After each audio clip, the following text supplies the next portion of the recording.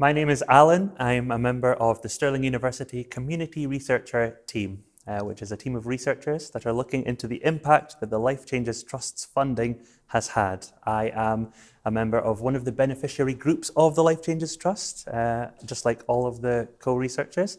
I am from the Young People with Care Experience group. The other two groups are people with dementia and people who are carers of those with dementia.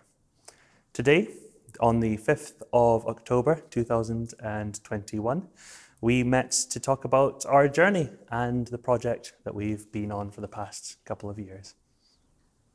I think that was the most enjoyable part for me, was the interviews. Definitely. I really enjoyed it. I looked forward to it, and I rehearsed beforehand, getting my questions ready, because we had 5, and it was so easy for the person you were interviewed to move off when you were having to pull them back.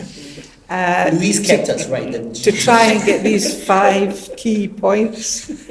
So it was good to have a framework to work towards, because it kept it structured. It was good to have those half-hour meeting before the interview as well, with whoever we were doing the interview with. That was key. That was crucial. Yeah. Rather than just getting stuck in. I like the idea that with the 5 questions, we didn't just say, right, Louise will do all the 5 questions, we do an alternative question. And that was really good as well, because it means that we felt really involved with the whole interview session as well, you know, and I think that was a really good thing about our role, you know. I guess as well, I mean, I wasn't involved in any of the interviews, but I think it was you that had said it can only benefit the interview to have somebody with lived experience as part of the interview team, as it were. I don't think that can be sort of replicated any other way without you guys.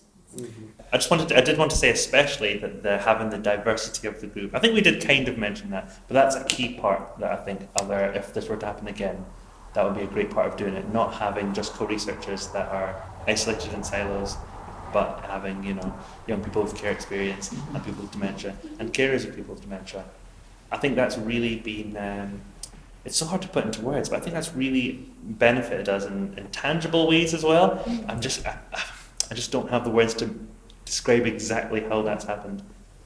But it's been an important part for me anyway. It's been good. I was looking back at the notes that Louise written about our meetings and all that, and a lot of the information and the ideas didn't just come from the academic staff, they were shared amongst us, and you guys have taken on board what we've suggested. Some of them were obviously not great, and you just rejected it, which is fair enough, you know. But at the same time, we listen to each other, and we are sharing the experience from each other and bouncing off each other with ideas. And I think that's the great thing about the team, you know. And the other thing that was good was that you involved us in the analysis, That's right. which was quite challenging because of the Tell me about it. Some of us probably did it better than others, but the analysis was quite different and it was quite challenging. But then I think we identified that we needed more training. And then once we got the training, it kind of all fell into... Yeah. It was quite good having a bit before the training. How closely did it match between your expectations of what co-researchers would be like in working with them to how it actually panned out? Well, I didn't have a lot of experience of co-research, so I've done lots of those kind of projects where you go and interview people with dementia or you interview family carers. So I don't think I had a huge expectation. I was very aware that people talk about it a lot, and then when you read the journal article or you read, I can't find it. I'm like, what do they mean by? So I really didn't want. That's why I suspect a few of you felt like you've been thrown in the deep end of a swimming pool, because I was like, you're going out to do the interviews, we're doing this properly, you're just going to come.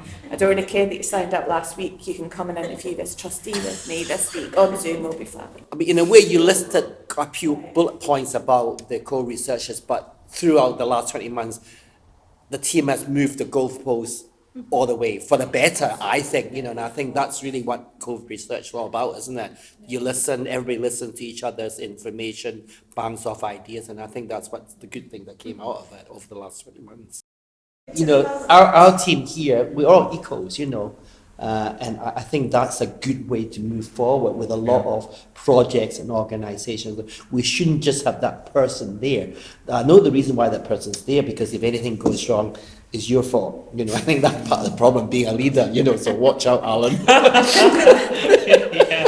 Just back to the benefits of having community researchers, which I think is what this part is going to be All about. right. That's it, very I fast. think for future researchers, you have to have that mix, because I guess we're kind of the bridge between theory and real life. Because you can read as much as you like about anything theory-wise, but till you've lived it, and I mean, I can't imagine what you guys, a wee bit imagine, but till you've actually been there and done it yourself, it's a whole different perspective, you know. So you need the two sides, don't you? I think that also with the evaluation, the project, I think is kind of triggered off a lot of new initiative in other areas, because I was speaking to Rosie recently, and NHS Scotland has set up a new thing called Neuro, now you keep me right, I'll send you the link for that.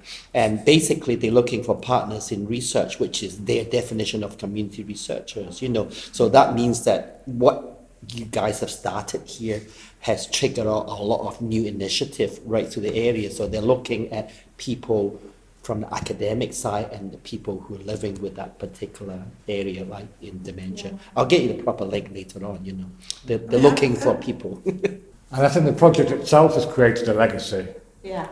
because that PhD students and people who come to me now are more looking for us to be involved earlier on, rather than just be the guinea pig. They want us to look at how they are looking at us on the committees to frame the questions or whatever. And so I think kind of the project itself is creating a legacy, which is good. To me, you know, I think it opened up a lot of doors for myself, you know, in terms of my past profession's gone now because I've retired for 10 years, and this has opened up a new revenue or a new ideas for myself and how I can move forward, you know, not necessarily just dementia, just in everything, you know. I just see life totally different for myself in terms of my development, you know.